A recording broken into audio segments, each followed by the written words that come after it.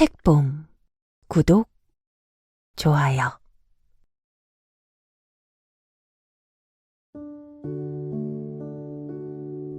안녕하세요. 책봄이에요. 여러분들 요즘 하늘 보셨어요? 가을 하늘이 정말 예쁘죠? 저는 일부러 일하러 나가는 길에 공원 쪽으로 빙글 돌아서 가곤 했어요. 걸을 수 있으면 걷고, 하늘도 구경하고, 조금씩 단풍이 들어가는 나뭇잎들도 구경하고, 좋은 공기도 맡고요. 이 좋은 가을날에 좋은 햇살 많이 받으면서 아름다운 자연 많이 누리시면 좋을 것 같아요. 오늘 소개해드릴 책은 아서 코난 도일의 보헤미아의 스캔들입니다. 셜록 홈즈를 좋아하는 분이라면 당연히 아실 작품인데요. 셜록 홈즈 최고의 단편이자 홈즈 신드롬을 일으킨 작품이 바로 이 보헤미아의 스캔들이기 때문이죠. 이 작품에 등장하는 여인 아이린 애들러는 홈즈가 여자에게 갖는 좋지 않은 편견을 깨뜨린 인물이에요. 아름답고 용감하고 지적이고 매력있죠. 지난번에 홈즈는 왜 스캔들이 없었을까? 왜 사랑하는 여인이 없었을까? 하며 아쉬워하던 구독자분이 계셨는데요. 홈즈가 개인적으로 흠모한 여자는 없지만 인정한 여자가 바로 이 아이린 애들러입니다. 그래서 홈즈 작품 전체에서 나오는 아이린 애들러의 분량은 굉장히 적지만 임팩트가 가장 강한 여인이에요. 후에 각종 미디어에서 셜록 홈즈를 다룰 때 아이린 애들러도 함께 등장하기도 했습니다. 이 이야기는 검은 마스크를 쓴 한 백작이 홈즈를 찾아와 사건을 의뢰하는 것으로 시작을 하는데요. 홈즈는 이 사람이 보헤미아 왕국의 왕이라는 것을 이미 알고 있었습니다. 과연 보헤미아 왕국의 왕이 홈즈를 찾아온 이유는 무엇인지, 그리고 아이린 애들러는 어떻게 등장하고 얼마나 매력적인 여인인지 함께 같이 들어보실게요. 오늘도 편안한 시간에 함께 들어주세요.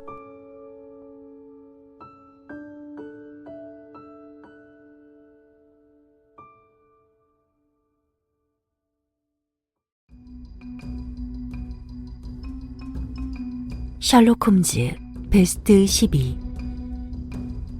아서 코난 도일 보헤미아의 스캔들. 나는 요즘 홈즈와 거의 만나지 않았다. 나의 결혼이 우리 둘 사이를 빠르게 떼어놓은 것이다. 나는 더없이 행복하다.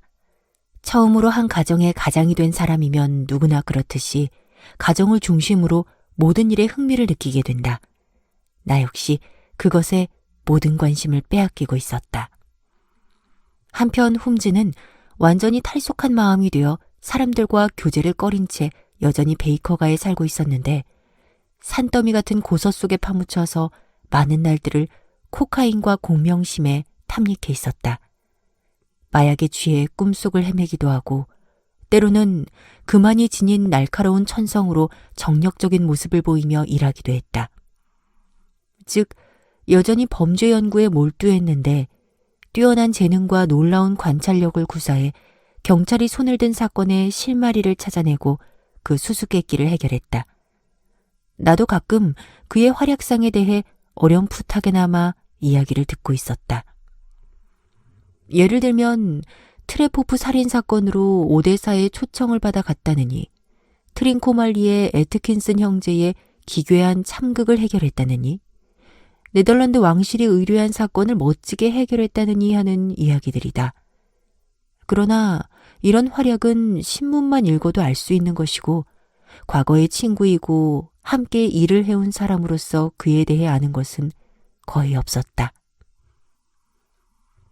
1888년 3월 20일 밤 나는 왕진을 하고 돌아가는 길에 우연히 베이커가를 지나게 되었는데 나의 연애 시절을 비롯하여 주홍색 연구 사건에 비참했던 일 등이 떠올랐다. 잊으려 해도 잊을 수 없는 기억의 출입구 앞에 당도하자 홈즈를 다시 만나 그가 요즘 그 천재적 능력을 어떻게 활용하고 있는지 알아보고 싶어졌다. 그의 방에는 환하게 불이 켜져 있었다. 내가 올려다보는 잠깐 동안에도 그의 후리후리한 그림자가 2번이나 창문 커튼에 어른거렸다.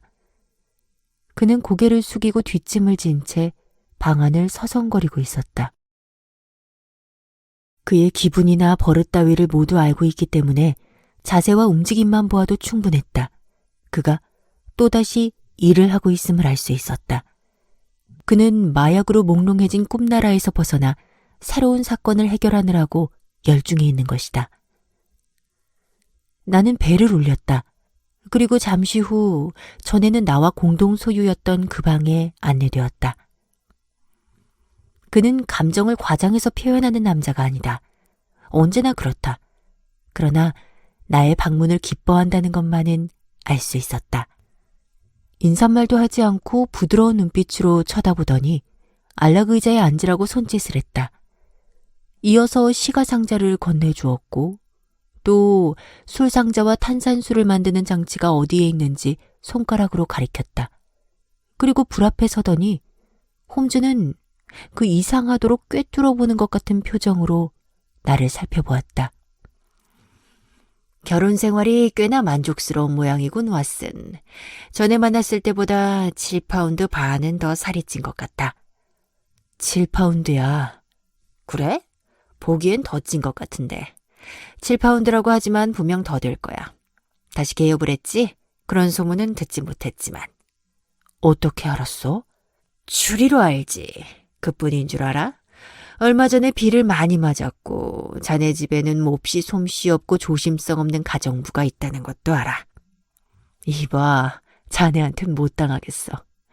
만약 자네가 몇 세기 전에 태어났다면 틀림없이 마법사로서 화형을 당했을 거야. 사실 목요일에 시골길을 걷다가 비를 흠뻑 맞고 돌아왔어. 그러나 옷도 갈아입었는데 어떻게 그런 추리를 했지? 그리고 가정부 메리 제인에게는 두 손 들었어. 아내도 고개를 저으면서 곧 내보내야겠다고 하더군. 그런데 어떻게 그런 것까지 알았어? 그는 혼자 쿡쿡 웃으며 길고 부드러운 손을 비볐다.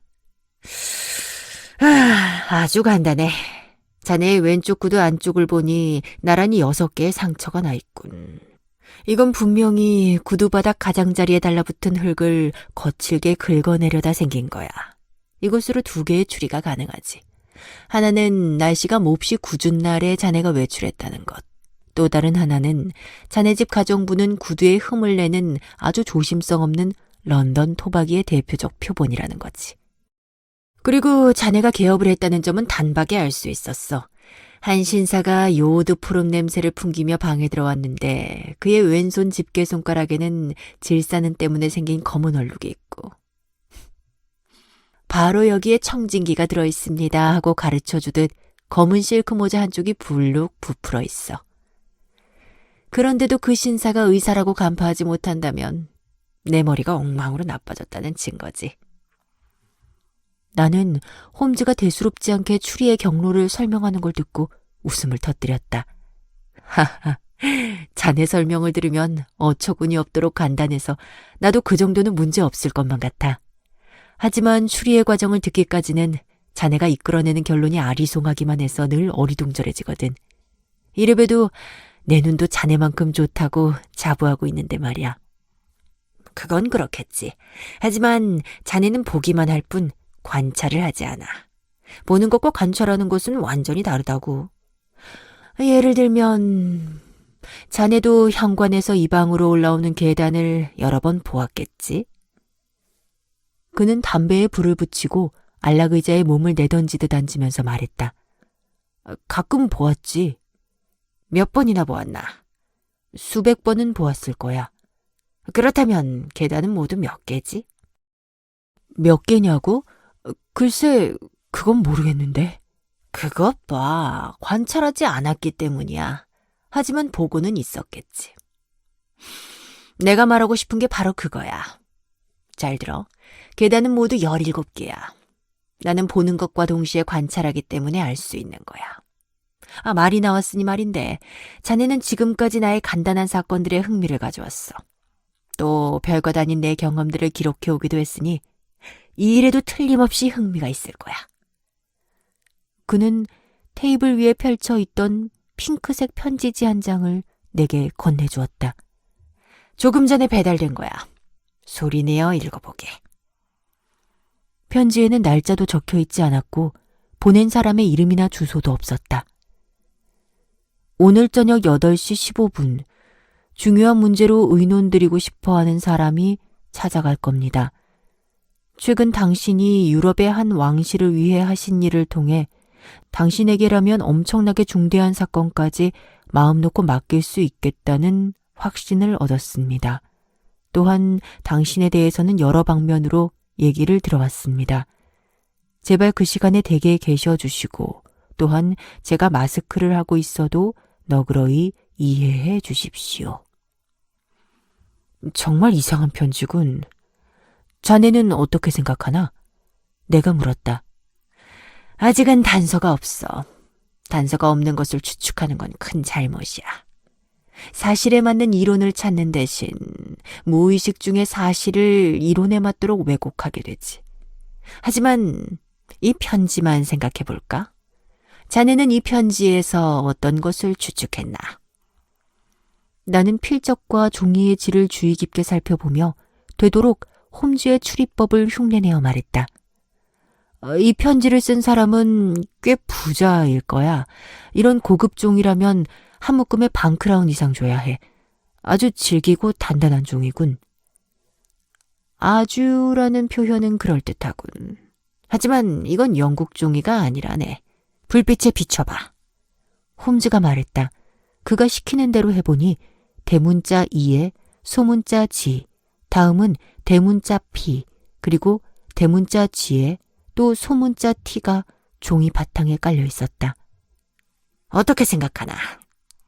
홈즈가 물었다. 틀림없이 종이 회사 이름일 거야. 아니, 그 머리 글자일까? 그렇지 않아. GT는 독일어의 게젤샤프트의 약자로 회사라는 뜻이라네. 이건 정해진 약자 형식으로 영어의 CO에 해당해. P는 물론 독일어로 종이를 뜻하는 파피어의 머리 글자야. 그러면 이번에는 이지인데. 잠깐 대륙 지명사전을 찾아볼까? 그는 책장에서 두꺼운 갈색 책을 꺼내서 펴들며 말했다. 에글로니츠. 여기 있군. 에글이야. 독일어를 사용하는 보헤미아의 지방도시로 갈스베드에서 가까움. 발렌시타인이 죽은 곳으로 또 유리공장과 제지공장이 많은 곳으로 알려짐. 하하, 어때? 뭔가 느껴지는 것이 있나? 홈즈는 눈을 빛내며 어떠냐는 듯이 담배 연기를 뿜어냈다. 그럼 보헤미아에서 만든 종이로군. 내가 말했다. 그렇다네. 그리고 이 편지를 쓴 남자는 독일인이야. 문장이 이상하다는 것을 알겠지? 당신에 대해서는 여러 방면으로 들어왔습니다. 프랑스 사람이나 러시아 사람은 결코 이렇게 쓰지 않아. 동사를 이렇게 뒤에 갖고 오는 것은 독일 사람이야. 이제 남은 건 보헤미아 종이를 사용하면서 얼굴을 보여주고 싶지 않은 독일 사람이 무엇을 원하느냐 하는 문제뿐이지. 그러나 이제 곧 본인이 직접 올 테니까 우리의 의문도 금방 해결될 거야. 이때 말발굽 소리와 마차 바퀴가 도로 가장자리 돌에 닿아 삐걱거리는 소리가 분명하게 들려왔다. 이어 벨소리가 요란하게 울렸다. 그러자 홈즈가 휘파람을 불며 말했다. 사륜마차 소리야. 틀림없어. 그가 창문으로 바깥을 내다보았다. 2마리가 끄는 훌륭한 소형 브루어 마차인데 말도 무척 훌륭하군. 한 마리에 150기니는 하겠어. 왓슨, 이번 사건은 재미는 그다지 없어도 금액은 좀 쏠쏠하겠는데. 나는 가는 게 좋겠지? 천만에. 그냥 있어. 이 사건은 재미있을 것 같아. 놓치면 후회할지도 몰라. 하지만 의뢰인이 신경 쓰지 마. 자네 도움이 필요할지도 몰라. 그렇게 되면 의뢰인에게도 고마운 일이지. 자, 왔어. 자네는 그 의자에 앉아서 주의 깊게 살펴보게나. 느리고 무거운 발소리가 계단을 올라오는 것 같더니 이내 복도를 걸어왔다. 그리고 문 앞에서 멎었다. 이어서 문을 세차게 두드리는 소리가 났다. 네. 홈즈가 대답했다. 들어온 사람은 키가 6피트 6인치는 넘을 것 같은 헤라클레스같이 건장한 남자였다. 복장은 영국에서라면 악취미라는 평을 들을 만큼 화려하고 사치스러웠다. 더블 상의의 소매와 젖힌 기세는 가죽을 폭넓게 붙였고 어깨를 덮은 소매 없는 짙은 감색 망토의 안감은 진홍빛이었으며 타오르는 불길처럼 빛나는 커다란 녹주석 브로치로 깃을 고정시켰다. 무릎 아래까지 오는 장화 상단은 푹신푹신한 갈색 모피로 장식했는데 전체적인 옷차림에서 느껴지는 화려함을 더욱 완전하게 마무리한 듯했다. 한쪽 손에는 챙이 넓은 모자를 들었고 광대뼈까지 가리는 검은 마스크를 쓰고 있었다. 방금 들어올 때 매만져서 고쳤는지 남자는 아직도 마스크에 손을 대고 있었다. 얼굴의 반쪽밖에 드러나지 않았지만 입술이 두껍게 처져 보였으며 턱은 길게 뻗어 있어 고집스러울 정도로 강한 인상을 풍겼다. 편지는 받았습니까? 방문을 미리 알렸습니다만. 그의 굵고 걸걸한 음성에 심한 독일식 억양이 섞여 있었는데 그는 누구에게 이야기해야 좋을지 모르겠다는 듯 우리를 번갈아 보았다. 앉으시죠. 이쪽은 함께 일하는 왓슨 박사인데 사건 해결에 도움을 주고 있습니다. 실례입니다만 당신은 누구십니까? 홈즈가 말했다. 폰크람 백작이라고 부르십시오. 보헤미아의 귀족입니다. 방금 말씀하신 친구분은 중대한 일을 의논하는 상대로서 충분한 신의와 사려를 갖고 계시겠지요. 그렇지 않다면 당신에게만 이야기하고 싶습니다. 그 말에 나는 곧 일어나 나가려고 했으나 홈즈에게 손목을 잡혀 다시 자리에 앉았다. 이 친구와 합석하지 않으면 듣지 않겠습니다. 나에게 이야기할 수 있는 것은 무엇이든 이 친구에게도 할 수 있습니다. 백작은 넓은 어깨를 으쓱했다. 그럼 먼저 2년 동안은 절대로 발설하지 않겠다고 약속해 주셨으면 합니다. 2년이 지나면 아무 문제가 없겠지만 지금이라면 얘기가 다릅니다. 과장을 섞지 않고 말해도 유럽의 역사를 움직일 만큼 큰 문제입니다. 약속합니다. 나도 약속합니다. 홈즈가 말하자 뒤를 이어 내가 말했다. 그리고 부득이 마스크를 쓴 것을 이해해 주십시오. 이상한 손님이 계속 말을 이었다. 이것은 나에게 이 용건을 의뢰한 고귀하신 분의 요청에 따른 것입니다. 사실 조금 전에 밝힌 이름도 본명이 아닙니다. 알고 있습니다. 홈즈가 차갑게 대답했다. 상황이 아주 미묘해서 어떤 수단을 써서라도 소문이 퍼져나가는 걸 막고 싶습니다. 유럽의 한 왕실의 명예가 달려있는 문제이기 때문입니다. 자세히 말하면 보헤미아의 2대에 걸친 왕실 올무슈타인가와 관련된 문제입니다. 그것도 알고 있습니다. 홈즈는 중얼거리듯 대답하고는 의자에 몸을 파묻고 눈을 감았다. 유럽에서 제일 명석한 이론가이자 정력적인 사립탐정이라는 말을 듣고 찾아왔는데 이렇게 나른한 듯이 축 늘어진 모습을 보이자 손님은 어처구니가 없는 모양이었다. 홈즈는 천천히 눈을 뜨며 이 덩치 큰 의뢰인을 답답한 듯이 바라보았다. 방송한 부탁이지만 폐하께서 자신의 사건을 직접 들려주신다면 저도 열정적으로 도와드릴 수 있습니다. 그 말에 손님은 의자에서 벌떡 일어나더니 마음의 동요를 억누를 수 없는지 방안을 서성거렸다. 그러고는 어쩔 수 없다는 듯이 얼굴에 마스크를 벗어 바닥에 던지며 소리쳤다. 예, 맞소. 나는 왕이요. 그대에게까지 왜 숨기려고 했는지 모르겠군. 그렇습니다. 숨기실 필요가 없습니다. 폐하께서 말씀을 꺼내시기 전부터 저는 찾아오신 분이 보헤미아의 국왕 카셀 파르슈타인의 대공 빌헬름 고츠라이히 시기스몬드 폰 올무슈타인 폐하라고 알고 있었습니다. 홈즈가 조용히 말했다. 그러나 내 이런 행동을 그대들이 이해할지 걱정이오. 손님은 원래의 자리로 돌아가 희고 넓은 이마에 손을 얹으면서 말을 이었다. 제발 이해해 주었으면 좋겠소. 나는 이와 같은 문제를 처리하는 데는 익숙하지 않소. 그러나 사건이 매우 미묘해서 대리인에게 사정을 털어놓고 처리를 명하면 앞으로 그에게 약점을 잡힐 염려가 있소. 그래서 당신에게 직접 상의하려고 신분을 감추고 여기에 온 것이오. 자, 그럼 말씀하십시오. 간단히 설명하면 다음과 같소. 5년 전에 바르샤바에 오래 머물렀던 일이 있었는데 그때 아이린 애들러라는 여자와 알게 되었소. 그녀의 소문은 당신도 들어서 알 것이오. 왓슨, 미안하지만 색인을 찾아줘. 홈즈가 내게 말했다. 그는 오랜 세월에 걸쳐 여러 종류의 인물이나 사물에 대해 요점을 기록한 메모를 만들고 있어서 어떤 인물이든 즉시 그 자리에서 조사할 수 있었다. 그녀의 양력은 유태교의 랍비와 심헤어에 대해 학술 논문을 쓴 해군 중령의 양력 사이에서 쉽게 찾아낼 수 있었다. 홈즈는 그녀의 양력을 소리내어 읽었다. 1858년 미국 뉴저지주 출생, 콘트랄토 가수, 스칼라 극장 출연, 바르샤바 임페리얼 오프라의 프리마돈나, 은퇴 후 런던에 거주. 알겠어.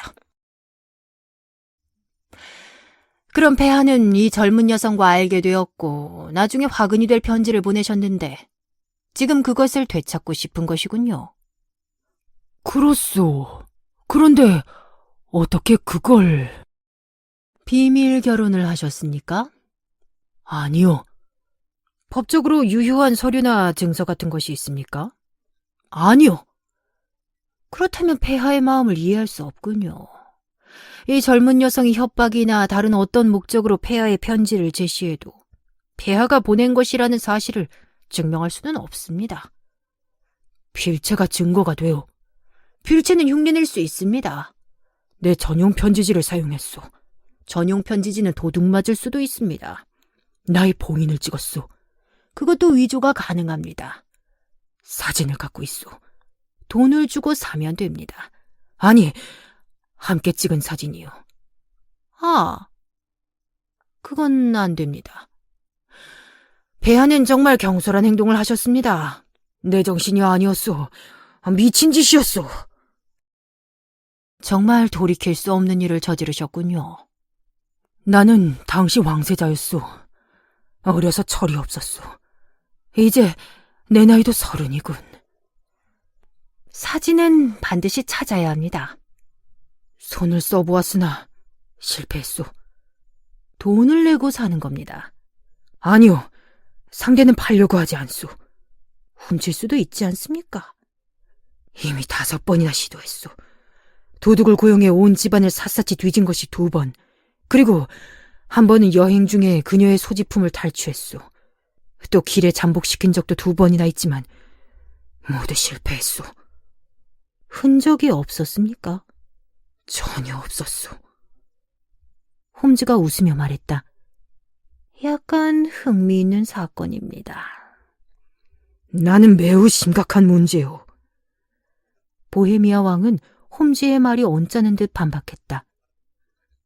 그렇군요. 그런데 그녀는 사진을 갖고 무엇을 할 계획입니까? 나를 파멸시킬 속셈이요. 어떤 방법으로? 나는 머지않아 결혼하오. 알고 있습니다.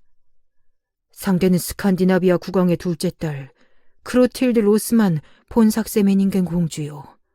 그 왕실의 가풍이 엄하다는 것은 그대도 알 거요. 공주도 보통 사람과는 다르게 아주 예민해서 만일 나의 품행에 오점이 있다면 이 혼담은 깨지고 말 것이오. 아이린 애들러의 계획은? 그쪽 왕실에 사진을 보내겠다고 협박하고 있소. 그 정도의 일은 하고도 남을 여자요. 당신은 모르겠지만 그녀는 강철 같은 정신을 갖고 있소. 얼굴은 그 어떤 여자보다도 아름답지만 마음은 그 어떤 억센 남자에게도 뒤지지 않을 정도로 강인하오. 내가 다른 여자와 결혼하는 것을 방해하기 위해서라면 수단과 방법을 가리지 않을 것이오. 정말 그렇소. 아직 사진을 보내지 않은 것은 확실합니까? 확실하오. 어떻게 알죠? 약혼을 공표하는 날 보내겠다고 말했소. 발표는 다음 월요일이오. 아, 그럼 사흘간의 여유가 있군요. 홈즈는 하품을 하고 나서 계속 말했다. 저도 즉시 조사해야 할 중요한 문제가 한두 가지 있는데 천만 다행입니다. 폐하는 당분간 런던에 머물러 계시겠지요? 그럴 생각이요. 크람백작이란 이름으로 랭엄 호텔에 묵고 있소. 그럼 일의 진행 상황을 편지로 보고드리지요. 꼭 그렇게 해주시오. 걱정이 되어 견딜 수가 없소. 비용은? 백지수표를 맡기겠소. 정말입니까? 그 사진을 되찾기 위해서라면 왕국의 일부를 주어도 좋소. 그럼 당장 쓸 비용은? 왕은 망토 속에서 묵직한 세무가죽 주머니를 꺼내더니 테이블 위에 올려놓았다. 여기에 금화로 300파운드와 지폐 700파운드가 있어. 홈즈는 수첩 종이에 영수증을 써서 왕에게 주었다. 그녀의 주소를 알고 계십니까? 세인트 존스 우드의 서펜타인 에비뉴에 있는 브라이오니 로지. 홈즈는 그대로 받았었다. 사진은 캐비닛 사이즈입니까? 그렇소. 폐하, 이젠 돌아가십시오. 곧 좋은 소식을 보낼 수 있으리라 생각합니다. 보헤미아 왕의 마차 소리가 길 저쪽으로 멀어지는 걸 들으며 홈즈가 덧붙여 말했다. 왓슨, 내일 3시에 이곳으로 와주면 고맙겠어. 이 문제를 자네와 의논하고 싶어. 다음 날 정각 3시에 베이커가를 방문했으나 홈즈는 아직 돌아오지 않았다. 집주인 허드슨 부인에게 물으니 아침 8시에 나가서 지금까지 돌아오지 않았다고 했다. 나는 그가 아무리 늦게 돌아와도 끝까지 기다릴 생각으로 난로 옆에 앉았다. 나는 이 사건에 관한 그의 조사에 이미 깊은 관심을 갖기 시작했다. 시계바늘이 4시에 가까워졌을 때 문이 열리더니 어떤 마부가 술 취한 걸음으로 들어왔다. 헝클어진 머리에 턱수염을 기른 불그스레한 얼굴은 술기운으로 더욱 붉어져 있었고 복장은 지저분하기 짝이 없었다. 지금까지 나는 내 친구가 아무리 교묘하게 변장을 해도 금세 알아볼 수 있다고 믿어왔었다. 하지만 이 마부가 홈즈인 것을 알기까지는 3번이나 그의 모습을 자세히 확인해야 했다. 홈즈는 고개를 끄덕이며 침실로 들어갔고 5분쯤 지나자 여느 때처럼 트위드 신사복 차림에 말끔한 모습으로 나타났다. 홈즈는 두 손을 주머니에 넣고 불 앞에 2 다리를 뻗고 앉더니 실컷 웃어댔다. 아, 정말.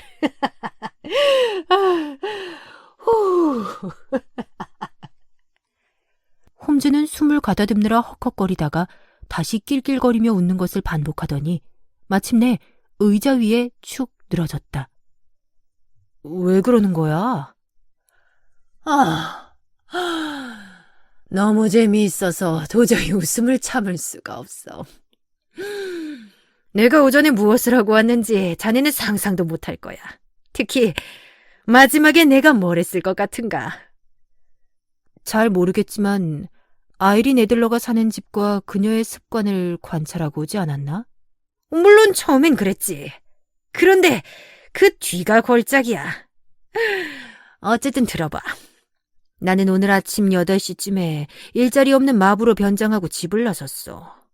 마부들 사이의 우정과 동료의식은 정말 놀라울 정도여서 그들 사회에 들어가면 알고 싶은 건 얼마든지 들을 수 있지. 브라이오니 로찌는 금세 찾았어. 아담하고 멋진 저택인데 뒤에 정원이 있고 도로를 향해 건물이 나와 있었어. 입구에는 처부자물쇠가 달려있더군. 현관 오른쪽은 장식이 붙어있는 크고 훌륭한 거실인데 바닥까지 닿는 커다란 창문이 있었지.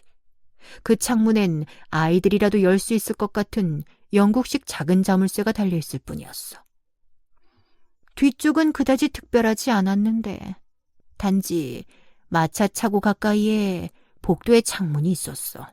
나는 집 주위를 돌며 모든 각도에서 자세히 살펴보았지만 눈에 보인 것은 이 정도뿐이었다네.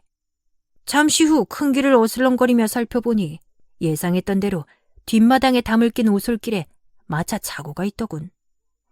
마부가 말에 손질을 하고 있어서 나는 그것을 도와주고 사례로 이펜스와 맥주 한 잔 그리고 담배 2대를 얻어 피웠다네. 뿐만 아니라 아이린 애들러에 대한 정보도 많이 수집했지. 하긴 그것을 알아내기 위해 아무런 흥미도 없는 이웃 사람들의 소문까지 6가지나 들었지만 말이야. 아이린 애들러에 대해 어떤 것을 알아냈나? 그 부근에 사는 남자들은 하나같이 그녀 때문에 정신이 나가 있는 것 같았어. 이 세상에 그보다 더 아름다운 여성은 없다고 서펜타인가의 마부들은 이구동성으로 말하더군. 가끔 음악회에서 노래를 부를 뿐 조용히 살고 있는데 매일 5시에 마차로 나가 정각 7시에 저녁 식사를 하러 돌아온다는 거야. 공연이 없는 시간에 외출하는 일은 거의 없대. 그 집에 드나드는 남자는 한 명인데 자주 찾아오는 모양이야. 이름은 가드프리 노튼이고 변호사협회에 소속돼 있어. 마부를 친구로 만드는 게 얼마나 편리한지 알았다네. 그들은 여러 번 서펜타인가에서 그를 마차에 태웠대. 그래서 그에 대해서라면 자세히 알고 있더군. 나는 그들의 얘기를 모두 들은 다음 다시 브라이오니 로찌 쪽으로 돌아가 부근을 서성거리면서 작전 계획을 짰어. 가드프리 노튼이 이번 사건에 깊이 관련되어 있는 게 틀림없어. 변호사라고 하니 어쩐지 자꾸 그런 예감이 들더군. 애들러와 어떤 관계인가? 자주 찾아오는 것은 무슨 이유에서인가? 그녀는 그에게 변호를 의뢰하고 있는가 단순한 친구인가 아니면 애인인가? 만일 그녀의 변호사라면 애들러는 사진을 그에게 맡겨놓았을 가능성이 있지 않겠나? 친구나 애인이라 해도 그럴 가능성을 배제할 수는 없어. 이 문제에 대한 대답에 따라서 브라이오니 로찌에서 조사를 계속해야 할지 아니면 변호사 협회의 그 남자 사무실로 주의를 돌려야 할지가 결정되겠지. 이 문제 때문에 조사 범위도 동시에 넓어진 셈이야. 설명이 길어서 따분했는지 모르지만 어쨌든 상황을 잘 이해하기 위해서는 자네도 내가 겪은 일들을 알아둘 필요가 있지 않겠나? 아니, 조금도 따분하지 않았어. 내가 대답했다. 아무튼 어떻게 해야 할지 미처 결정하지 못하고 있는데 이륜마차가 브라이오니 로찌 앞에 멎고 그 안에서 신사가 내렸어. 검은 피부에 매부리코, 콧수염, 어지간히 멋을 부린 차림새. 말할 것도 없이 그 남자라고 생각했지. 몹시 서두르는 듯 마부에게 기다리라고 소리치고는 문을 연 하녀를 떠밀다시피 하고 안으로 들어갔어. 그의 태도로 봐서 그 집 내부를 훤히 알고 있는 것 같았다네.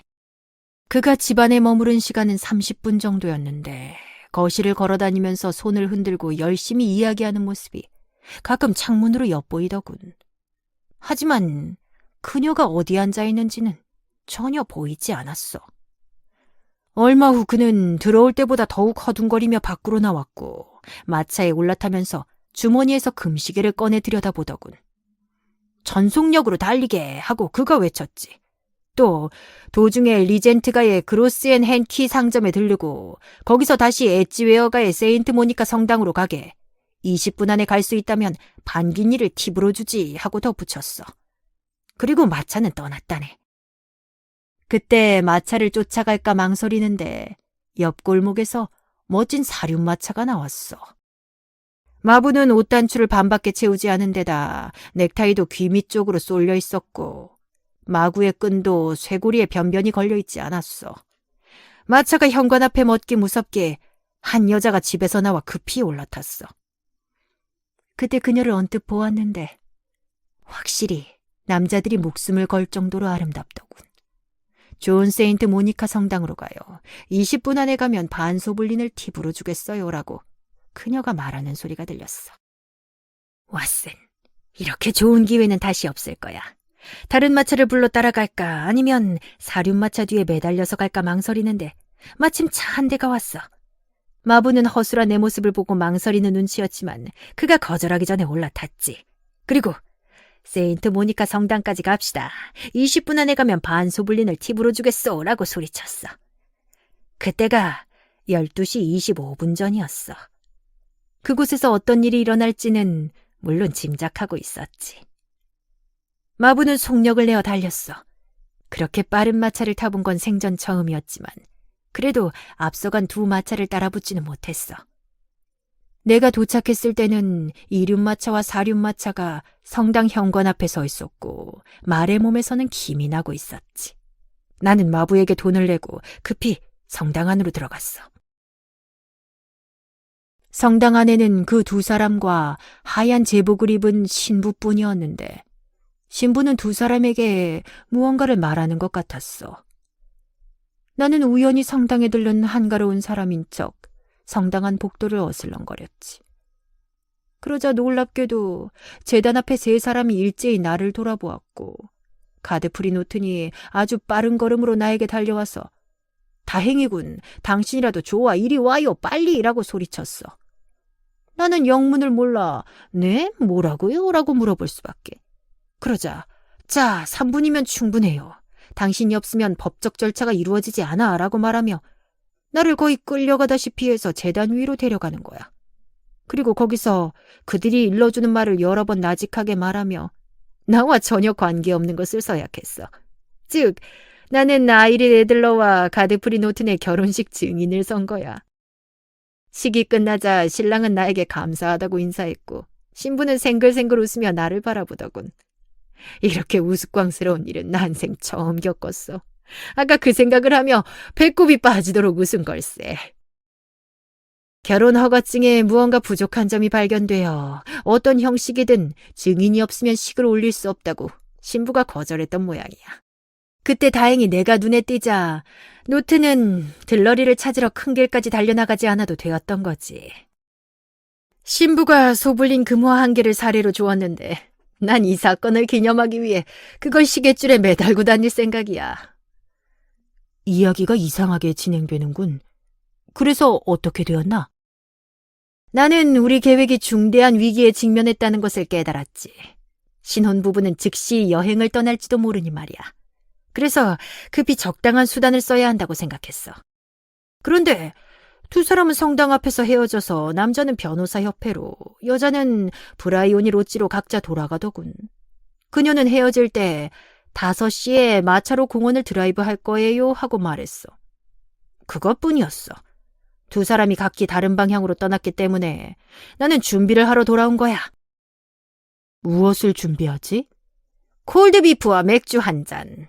바빠서 먹는 것도 잊었지만 오늘 밤은 더 바빠질 것 같아. 왓슨, 자네 도움이 필요해. 그렇게 말하면서 홈즈는 배를 올렸다. 얼마든지 말만 하라고. 법을 어기는 일이라도. 상관없어. 체포될지도 몰라. 목적이 좋은 거라면 괜찮아. 그 점은 조금도 염려하지 않아도 되네. 그렇다면 더 말할 것도 없지. 그래, 틀림없이 도와줄 거라고 믿었어. 근데 뭘 도와야 하지? 허드슨 부인이 식사를 준비하면 이야기하지. 홈즈는 부인이 준비한 간단한 식사를 들면서 말을 이었다. 자, 시간이 많지 않으니까 먹으면서 이야기하지. 벌써 5시군. 2시간 후엔 현장에 출동해야 해. 아이린 애들러, 아니 노튼 부인은 7시에 드라이브에서 돌아올 거야. 우리는 그 전에 미리 브라이오니 로지에 도착해서 기다렸다가 그녀를 만나야 해. 그리고 다음 일은 나에게 맡겨. 어떤 결과가 나올지 이미 계획이 서 있으니까. 하나 말해둘 게 있는데 어떤 일이 있어도 자네는 나서지 말게. 알겠나? 그냥 지켜보라는 거야? 그래. 자네는 아무 일도 하면 안 돼. 조금 불쾌한 사건이 일어나도 그것에 상관하지 마. 그 사건을 이용해서 나는 집 안으로 들어갈 거야. 그런 뒤 4, 5분쯤 지나면 거실 창문이 열릴 테니 자네는 그동안에 창문 바로 옆에서 대기하고 있게. 알았네. 나를 계속 보고 있어야 하는 것도 알지? 물론. 그리고 내가 이렇게 손을 들면 내가 준 물건을 방 안에 던지면서 불이야! 하고 소리쳐. 알겠나? 알았어. 사실 이건 무서운 물건이 아니야. 그는 주머니에서 시가처럼 생긴 긴 통을 꺼냈다. 배관공이 사용하는 발연통인데 자연발화가 되도록 양 끝에 뇌관이 장치되어 있어. 자네 임무는 이것을 던지는 것뿐이야. 불이야 하고 한마디 외치면 그 다음은 구경꾼들이 알아서 떠들 거야. 그런 다음 곧장 큰 길 끝까지 가서 기다려. 그러면 10분쯤 후에 내가 그곳으로 갈 테니까. 다 알아들었지? 처음에는 방관자가 되고 그 다음에는 창가에서 자네를 지켜본다. 자네가 신호를 보내면 이 물건을 집안에 던지면서 불이야 하고 소리친다. 그런 다음 큰 길 끝에서 자네를 기다린다. 이렇게 되는 것 아닌가? 맞아. 그럼 안심하고 맡겨. 그래, 시간이 없으니 이제부터 할 일을 준비해야겠어. 그는 침실로 들어갔는데 5분도 지나지 않아 상냥하고 마음씨 착한 신부가 되어 나타났다. 폭이 넓은 검은 모자에 더부룩한 바지, 하얀 넥타이, 거기다 친절한 미소를 띠고 온화한 눈빛으로 다정하게 사람을 바라보는 그의 표정은 명배우가 아니고서는 도무지 흉내조차 낼 수 없는 것이리라. 홈즈는 의상만 바꾸는 것이 아니었다. 새로운 역할에 맞추어서 표정과 태도는 물론 마음까지 달라 보이게 했다.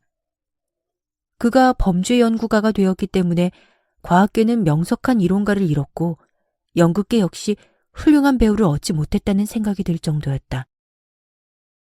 우리가 베이커가를 나선 것은 6시 15분이 지나서였는데 예정보다 10분 일찍 서펜타인가에 도착했다. 홈즈와 나는 이미 땅거미가 내린 브라이오니 로지 앞을 어슬렁거리며 여주인이 돌아오기를 기다리고 있었다. 브라이오니 로지는 홈즈의 간단한 설명을 들으며 내가 상상했던 그대로였지만 주인은 생각했던 것만큼 한적하지 않았다. 아니, 한적한 지역의 좁은 길치고는 이상하도록 활기가 넘쳤다. 거리 모퉁이에서는 옷차림이 허술한 남자 몇 명이 담배를 피우면서 얘기하고 있었고 한 사람은 숫돌에 가위를 갈고 있는가 하면 두 근위병은 아이 보는 여자를 희롱하고 있었다. 또한 시가를 입에 물고 큰 길을 서성거리는 말쑥한 차림의 젊은이들도 눈에 띄었다. 이봐, 이 결혼 덕분에 사건이 오히려 간단해졌어. 그 사진이 두 날을 가진 칼이 되었지. 우리 의뢰인이 결혼할 공주에게 그 사진을 보이고 싶지 않듯이 그녀도 가드프리 노튼에게 그 사진을 보이고 싶지 않을 게 분명해. 그런데 문제는 어디에 사진을 감춰두었느냐 하는 거야. 나와 함께 집 앞을 어슬렁대던 홈즈가 말을 걸어왔다. 설마 몸에 지니고 다니지는 않겠지. 케비니 사이즈라고 하니 너무 커서 옷에는 감추지 못할 거야. 왕이 사람을 숨겨놓았다가 몸을 수색할지도 모른다는 것쯤은 그녀도 알고 있을 테니까. 이미 2번씩이나 그 꼴을 당했으니 갖고 다니지도 않을 거야. 그럼 어디에? 은행이나 변호사. 물론 둘 다 가능성이 있어. 하지만 그 어느 쪽도 아닌 것 같아. 대체로 여자들은 비밀을 좋아해서 자기가 직접 감추는 것을 좋아해. 남의 손에 맡기지 않았을 거야. 그녀가 갖고 있다면 일단 안심은 되지만 만일 은행이나 변호사 수중에 들어갔다면 뒤로 손을 쓰거나 정치적 압력을 가해야 할지도 몰라. 하지만 그녀는 2, 3일 안에 그것을 이용할 속셈인 만큼 사진은 필요할 때 즉시 꺼낼 수 있는 장소에 있을 거야. 틀림없이 집안에 두지 않았을까. 하지만 도둑을 가장해 이미 2번이나 집안을 수색했잖아. 그 변변치 않은 친구들의 수색? 그럼 자네는 어떻게 찾을 건가? 찾지 않아. 그럼 다른 방법이 있어? 그녀 스스로 장소를 밝히게 하는 거야. 스스로 밝힐 리가 없자는가? 밝히지 않을 수 없을 거야. 마차 소리가 들리는군. 그녀의 마차야. 자, 아까 내가 한 말을 잊지 말고 꼭 그대로 해주게. 그의 말대로 큰 길 모퉁이를 돌아오는 마차의 불빛이 보였다. 예쁜 소형 사륜마차가 브라이오니 로지 입구에 멈춰서자 길모퉁이에 있던 불황자 하나가 동전을 얻으려는 듯 달려가서 문을 열려고 했다. 그러나 같은 목적으로 달려온 다른 불황자한테 떠밀렸다. 곧 치열한 싸움이 벌어졌는데 그때 근위병 2사람이 한쪽 편을 들자 이번에는 가위를 갈던 사람이 반대쪽 편을 들었다. 소란이 커지면서 욕설이 오가더니 마침내 주먹질까지 해댔다. 그 바람에 마차에서 내린 그녀는 주먹과 지팡이를 사납게 휘두르는 남자들의 치열한 싸움 속에 휘말렸다. 홈즈는 그녀를 보호하려는 듯 난투 속으로 뛰어갔다. 그러나 옆에까지 달려간 홈즈가 순간 비명을 지르며 갑자기 쓰러졌고 그의 얼굴에서 피가 흘러내렸다. 2 근위병은 그것을 보고 어딘가로 사라졌고 불황자들도 반대 방향으로 도망쳤다. 그러자 싸움에 끼어들지 않고 구경만 하고 있던 말쑥한 차림의 청년들이 우르르 달려와서 부인을 구하고 부상자의 상처를 돌보기 시작했다. 아이린 애들러는 서둘러 돌계단을 올라갔다. 그러나 맨 위 계단에서 현관 불빛에 그 아름다운 자태를 드러내며 멈춰서더니 조금 전에 그 난장판을 돌아보며 물었다. 그분은 많이 다쳤나요? 죽은 것 같습니다. 몇 사람의 목소리가 대답했다. 아니야, 아직 숨은 붙어 있어. 그러나 병원까지 갈 여유는 없을 것 같아. 다른 남자가 소리쳤다. 용감한 남자였어요. 그녀가 말하자 또 다른 청년 하나가 소리쳤다. 이 사람이 아니었으면 부인은 지갑과 시계를 빼앗겼을 겁니다. 그놈들은 강도였어요. 큰일 날 뻔했어요. 숨을 쉬고 있어. 이 상태로 길바닥에 둘 수는 없어. 부인, 댁으로 옮기면 안 될까요? 좋아요. 거실로 옮기세요. 소파가 있으니까요. 자, 이리로. 홈즈가 소란 속에서 천천히 브라이오니 로지로 운반되어 눕혀지는 것을 나는 창가의 정해진 장소에서 지켜보았다. 거실에는 램프가 켜져 있었고 커튼이 내려져 있지 않아서 소파에 누워있는 홈즈를 볼 수 있었다. 그때 홈즈는 자기가 한 연기에 대해 양심의 가책을 받고 있었는지 어떤지 모르지만 나는 우리의 음모에 말려든 아름다운 여성을 보고 또 그녀가 부상자를 더없이 다정하고 친절하게 보살피는 것을 보고 왠지 지금까지 한 번도 느껴보지 못했던 강렬한 죄책감에 사로잡혔다. 하지만 그렇다고 내가 맡은 역할을 포기할 수는 없었다. 이건 홈즈에게 몹시 비열한 배신 행위가 될 테니 말이다. 나는 마음을 독하게 먹고 긴 외투 속에서 발연통을 꺼냈다. 이것은 그녀를 해치기 위함이 아니다. 그녀가 다른 사람을 해치는 것을 미연에 방지하려는 수단일 뿐이다 하고 나는 자신에게 타일렀다. 홈즈가 소파 위에서 일어나 숨이 답답한 듯 가슴을 쓸어내렸다. 그러자 하녀가 달려와 창문을 활짝 열었다. 그와 동시에 홈즈가 손을 올리는 것이 보였다. 그 신호에 따라 나는 발연통을 방 안에 던지며 불이야 하고 소리쳤다. 내가 소리를 외치자마자 신사, 마부, 하인, 하녀 등 그녀 근처에 있던 사람들이 모두 합창하듯 불이야 하고 소리를 질렀다. 연기가 방 안에 자욱하게 퍼지는가 싶더니 소용돌이를 치면서 창문으로 흘러나왔다. 연기 속에서 뛰어다니는 사람들이 흐릿하게 보였는데 조금 있으니 홈즈의 목소리가 들렸다. 불이 아닙니다. 누가 거짓말을 한 거예요. 그는 이렇게 사람들을 진정시키고 있었다. 나는 와글와글 떠드는 사람들 틈에서 빠져나와 거리 모퉁이로 몸을 감췄다. 10분 후에 홈즈가 내 손을 잡아 끌어 소동이 일어난 현장에서 멀리 떠날 때야 겨우 마음이 놓였다. 홈즈는 몇 분 동안 아무 말 없이 빠르게 걷다가 엣지웨어가로 들어서는 조용한 골목으로 나를 이끌었다. 잘했어, 왓슨. 나무랄 데 없었네. 그리고 모든 게 뜻대로 됐어. 사진을 찾았나? 감춘 장소를 알았다네. 어떻게? 내가 말한 대로 그녀가 가르쳐주더군. 어떻게 된 일인지 도무지 모르겠는걸? 홈즈는 웃으면서 설명했다. 아주 간단해. 길거리에 있던 사람들이 우리와 한패란 것은 자네도 눈치챘을 거야. 고용한 사람들이었네. 그런 줄 알았어. 싸움이 벌어졌을 때 나는 손에 빨간색 물감을 갖고 있었어. 소동 속에 뛰어들어 쓰러진 다음 그 손으로 얼굴을 문질렀던 거지. 낡은 수법이야. 대강 알고 있었어. 그리고 집안으로 운반되었지. 그녀도 거절할 수 없었던 거야. 그때 그 방법 말고 달리 어쩔 수 있었겠나. 그녀는 내가 수상하다고 느낀 거실에 나를 옮겨놓았어. 사진은 거실이 아니면 침실에 있을 거라고 짐작했는데 나는 그 사진이 어디에 있는지 확인하고 싶었어. 소파에 눕혀지고 나서 숨이 답답하단 흉내를 내서 창문을 열게 한 다음 드디어 자네의 도움을 받게 된 거지. 그게 어떻게 도움이 되었나? 크게 도움이 되었지. 여자는 집에 불이 난 것을 알면 제일 먼저 가장 소중한 것이 있는 곳으로 뛰어가기 마련이야. 이것은 여자들의 어쩔 수 없는 본능이라 나는 그 점을 종종 사건 수사에 이용해 왔다네. 달링턴 바꿔치기 사건에서도 엔즈워스 성 사건에서도 써먹었어. 부인이라면 아기를 보호하려 하고 미혼 여성은 보석상자로 뛰어가곤 해. 그런데 오늘의 이 여성에게 가장 소중한 물건은 아마도 우리가 찾고 있는 사진일 거야.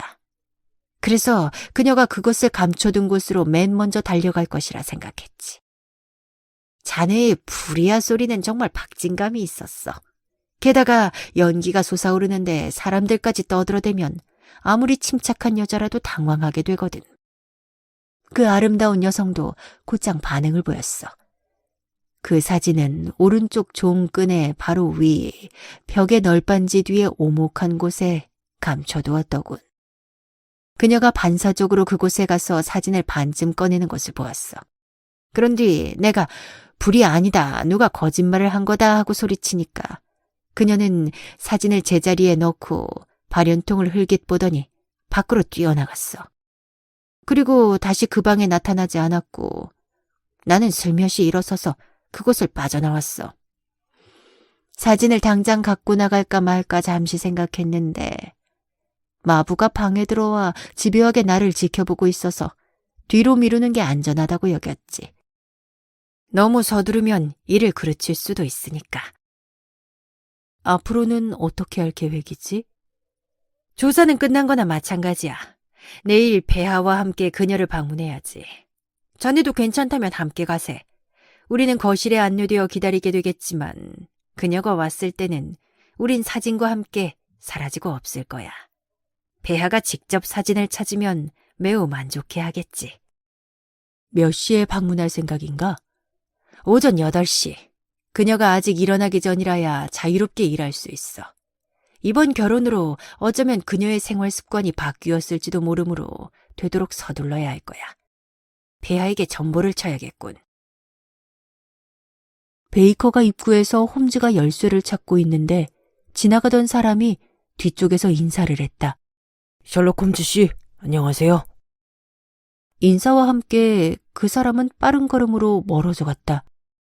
그때 길에는 몇 명의 행인이 눈에 띄었는데 말을 건 주인공은 저 멀리 가고 있는 긴 외투 차림의 날씬한 젊은이 같았다. 저 목소리 들은 적이 있어. 그런데 누구지? 홈즈는 가로등이 켜진 어스름한 길을 보면서 고개를 갸우뚱했다. 나는 그날 밤 베이커가에서 잤다. 그리고 이튿날 아침 토스트와 커피로 간단히 식사를 하고 있을 때 보헤미아 왕이 방으로 뛰어들어왔다. 벌써 찾았어. 왕은 홈즈의 어깨를 움켜쥐고 뚫어질 듯이 얼굴을 들여다보면서 소리쳤다. 아직 찾지 못했습니다. 찾을 수 있겠지요? 그렇습니다. 그럼 떠납시다. 나는 잠시도 가만히 있을 수가 없소. 마차를 부르겠습니다. 아니요. 나의 사륜마차를 대기시켜 놓았소. 우리는 아래층으로 내려가 함께 마차를 타고 브라이오니 로지로 향했다. 아이린 애들러는 결혼했습니다. 홈즈가 말했다. 결혼? 언제? 어제입니다. 상대는? 노튼이라는 영국인 변호사입니다. 아이린은 그를 사랑하지 않을 거요. 저는 그녀가 사랑하기를 바랍니다. 어째서 그걸 바라오? 그렇게 되면 앞으로 폐하를 협박하지 않으리라 믿기 때문입니다.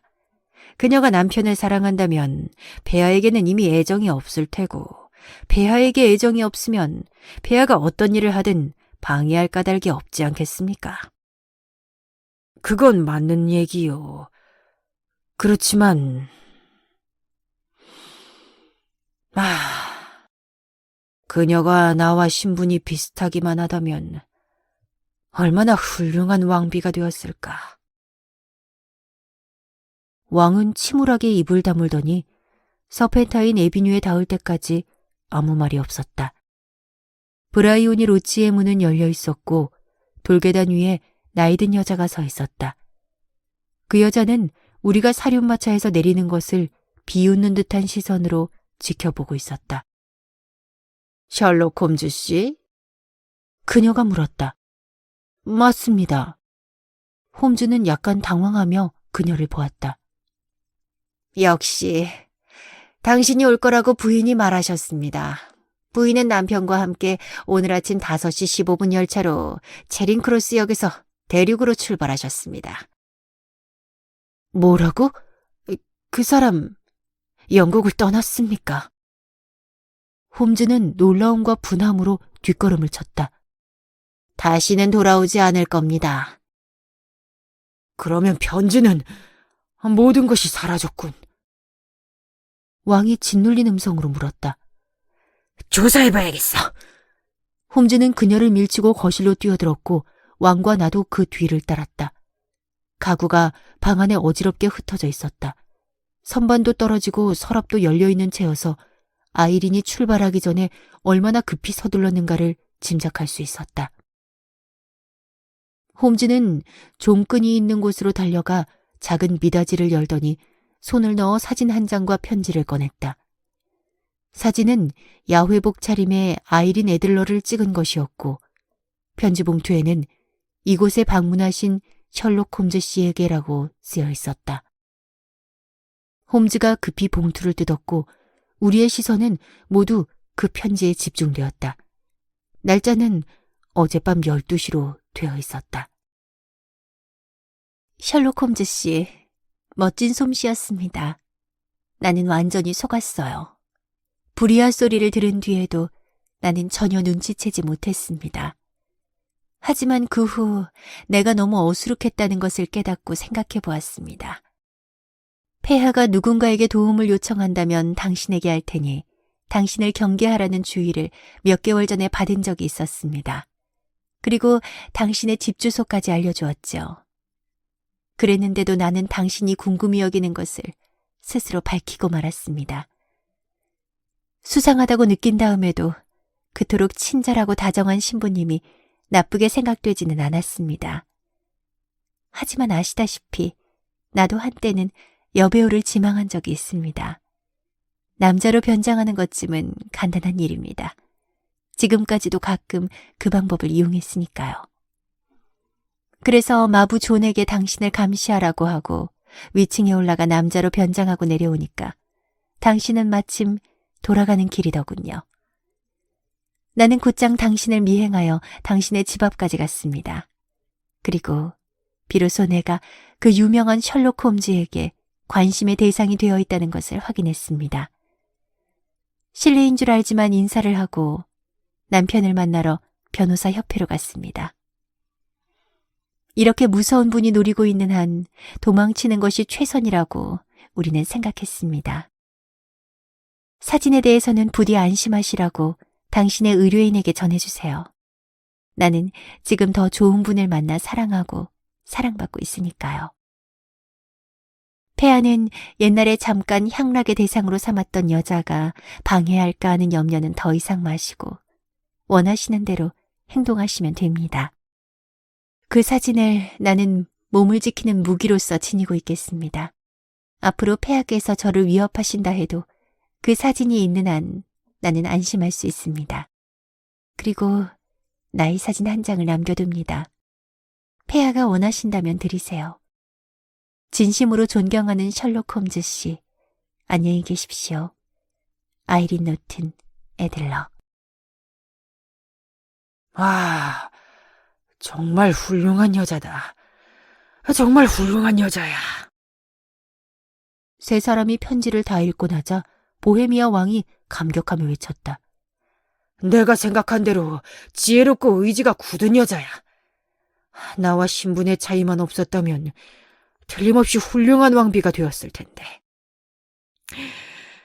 정말 슬픈 일이오. 제가 보는 바로도 이분은 폐하하고는 전혀 어울리지 않습니다. 의뢰하신 일을 보다 만족스럽게 처리하지 못한 것은 유감으로 생각합니다. 홈즈가 차갑게 말했다. 아니, 천만에. 이렇게 된 것에 나는 만족하고 있소. 나는 그녀가 약속을 지키리라 믿소. 사진은 이미 불태운 것이나 마찬가지요. 왕이 말했다. 그 말씀을 들으니 마음이 놓입니다. 당신에게는 뭐라고 감사의 말을 해야 좋을지 모르겠소. 이 보답을 어떻게 해야 좋을지 말해주시오. 이 반지를... 보헤미아 왕은 뱀처럼 생긴 에메랄드 반지를 빼더니 그것을 손바닥에 얹어 내밀었다. 폐하께서는 이보다 더 귀중한 물건을 갖고 계십니다. 제게 살해하기를 원하신다면... 홈즈가 말했다. 기탄 없이 말하시오. 이 사진입니다. 왕은 놀란 눈으로 홈즈를 바라보았다. 아이린의 사진을... 줬소. 그대가 원한다면. 고맙습니다. 그럼 폐하와의 일은 이것으로 끝난 것 같습니다. 진심으로 행운을 빌겠습니다. 홈즈는 머리를 숙이고는 보헤미아 왕이 청하는 악수도 깨닫지 못한 채 몸을 돌려 나를 데리고 나왔다. 이상이 보헤미아를 위협한 꺼림직한 사건으로 홈즈의 계략도 한 여성의 지혜 앞에서 빛을 잃고만 이야기의 전말이다. 홈즈는 여자의 위트를 곧잘 비웃곤 했는데 보헤미아 사건 이후에는 그의 입에서 그런 경멸의 말을 들은 적이 없다. 그리고 아이린에 대해서나 그녀의 사진에 대한 이야기가 나올 때면 그는 언제나 그 여성이란 경칭을 사용했다.